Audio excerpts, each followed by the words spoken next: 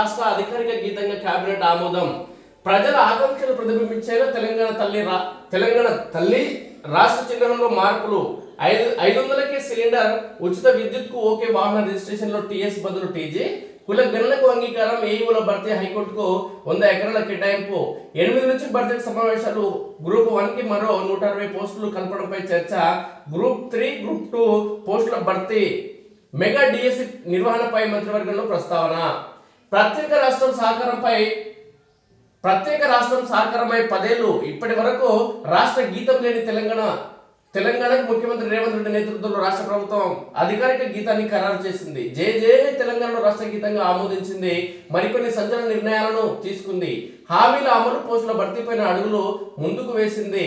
ప్రముఖ కవి అంజశ్రీ రచించిన జై హే తెలంగాణను రాష్ట్ర అధికారిక గీతంగా ఎంపిక చేస్తూ రాష్ట్ర మంత్రిమండలి నిర్ణయం తీసుకుంది. అలాగే తెలంగాణ తల్లి విగ్రహం రూపం, రాష్ట్ర చిహ్నంలో మార్పు చేయాలని నిర్ణయించింది. ఆదివారం సచివాలయంలో ముఖ్యమంత్రి రేవంత్ రెడ్డి అధ్యక్షతన మంత్రి మండలి సమావేశమైంది.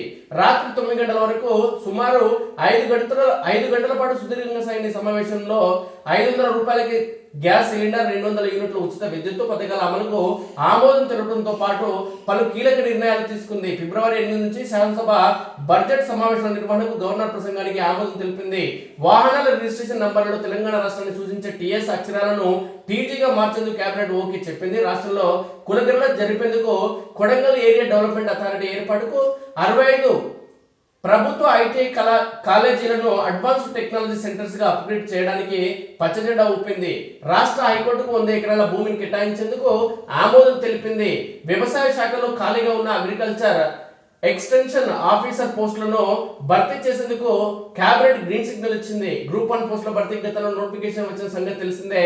దానికి మరో 160 పోస్టులను జోడించి రీ నోటిఫికేషన్ ఇచ్చే అంశంపై, అదేవిధంగా గ్రూప్ 2, గ్రూప్ 3 పోస్టుల భర్తీపై కూడా కేబినెట్ భేటీలో చర్చ జరిగింది. ఉపాధ్యాయ పోస్టుల భర్తీకి సంబంధించి వెంటనే ఖాళీల వివరాలు తెప్పించాలని, మెగా డిఎస్సి నిర్వహణపై కసరత్తు చేయాలని మంత్రిమండలి అధికారులను ఆదేశించినట్లు సమాచారం.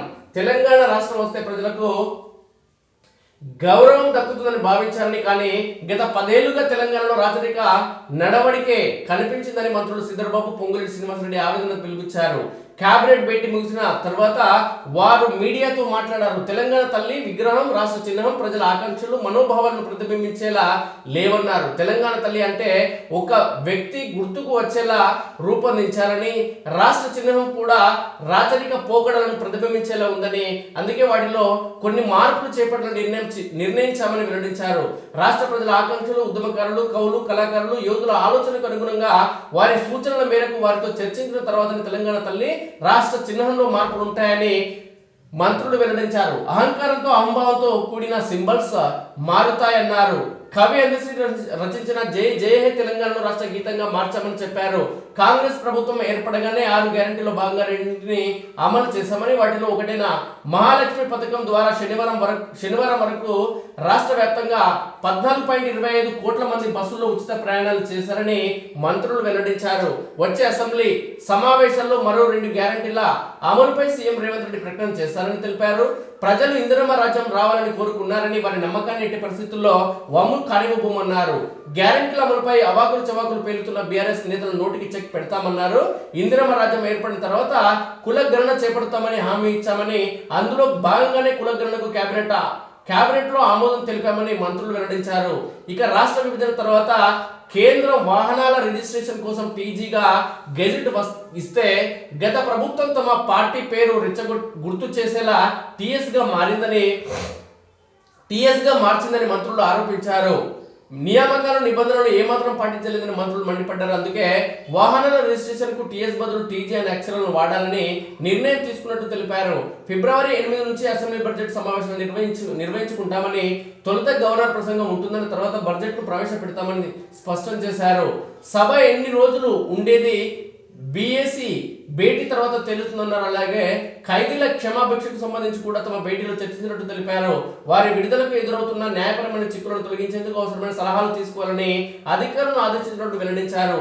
ఇక బీఆర్ఎస్ కు ఇంకిత జ్ఞానం లేదు. కాంగ్రెస్ మేనిఫెస్టోలో పేర్కొన్న 6 గ్యారెంటీల విషయంలో ఎటువంటి సందేహం అక్కర్లేదని మంత్రులు మరోమారు స్పష్టం చేశారు. గత బీఆర్ఎస్ ప్రభుత్వం ఖజానాను కాల్ చేసినప్పటికీ ప్రజలకు ఇచ్చిన హామీలను తాము నెరవేరుస్తామన్నారు. కృష్ణా గోదావరి జిల్లాల విషయంలో బీఆర్ఎస్ ఏమైనా పోరాటం చేసిందని నిలదీశారు. దీనిపై కేసీఆర్, హరీష్ రావు గోబెల్స్ ప్రచారం చేస్తున్నారని మంత్రులు మండిపడ్డారు. ప్రజలను మభ్యపెట్టి నదీ జలాల్లో రాష్ట్ర వాటా రాకుండా చేశారని ఆరోపించారు.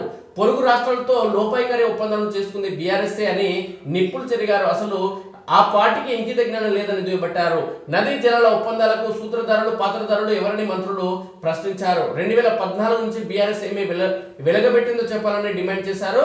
నిజాం షుగర్ ఫ్యాక్టరీని తిరిగి ప్రారంభించే విషయంపై సీఎం అధ్యక్షతన మీటింగ్ జరిగిందని దానిపై కసరత్తు చేస్తున్నామని మంత్రులు వెల్లడించారు. ఇక అందశ్రీ కలం నుంచి స్వరాష్ట్రం ఏర్పడ్డ 10 ఏళ్లకు తెలంగాణకు జై జై హే తెలంగాణలో రాష్ట్ర గీతంగా అధికారికంగా ప్రకటించారు. నిజానికి ప్రత్యేక తెలంగాణ రాష్ట్రం కోసం ఉద్యమం ఉవ్వెత్తున ఎగిసిన రోజుల్లోనూ ఈ గీతాన్ని తెలంగాణలోని ప్రతి ప్రభుత్వ విద్యా సంస్థల్లో ఆలపించారు. ఉదయాన్నే వందే మాతరం, జనగణమనతో పాటు జై జై హే తెలంగాణ గీతాన్ని ఆలపించారైతే అప్పటి ఉద్యమ సారథి తాజా మాజీ సీఎం కేసీఆర్ అప్పట్లో ఆ గీతానికి పలు సవరణలు చేశారు. జనగామ జిల్లా రేబర్తికి చెందిన అందశ్రీ 11 చరణాలతో ఈ గీతాన్ని రాయగా అందులో 4 చరణాలను రాష్ట్ర గీతంగా ప్రకటిస్తామన్నారు. 2014 జూన్ 2న ప్రత్యేక తెలంగాణ ఆవిర్భవించిన రాష్ట్ర గీతం మాత్రం అధికారికం కాలేదు. అయితే ప్రభుత్వ విద్యా సంస్థలో మాత్రం ఈ గీతాలాపన ఆగలేదు. 10 జిల్లాలు కాస్త 33 కావడంతో ఓ చరణంలో 10 జిల్లాల నీ పిల్లలు ప్రణమిల్లిన శుభతరుణం అనే పదంలో 10 జిల్లాలను పలు జిల్లాల అని మార్చి మరీ స్కూళ్లలో కొనసాగిస్తున్నారు. 2021లో బీజేపీ ఎమ్మెల్యే రఘునందనరావు అసెంబ్లీ అంశాన్ని లేవనెత్తారు. దాంతో అప్పటి సీఎం కేసీఆర్ ఆ పాటను ప్రభుత్వం రాష్ట్ర గీతంగా గుర్తించలేదని పేర్కొన్నారు. రాష్ట్ర గీతాన్ని రాసుకున్నప్పుడు దాని గురించి ప్రకటిస్తామన్నారు. ఇప్పుడు ప్రభుత్వం మారి రేవంత్ రెడ్డి సీఎం కావడంతో జయ జయ తెలంగాణను రాష్ట్ర గీతంగా ప్రకటించారు. ఆంధ్రజ్యోతి పాఠకుల కోసం ఆ గీతం 4 చరణాలు ఇక్కడ ఇవ్వడం జరిగింది.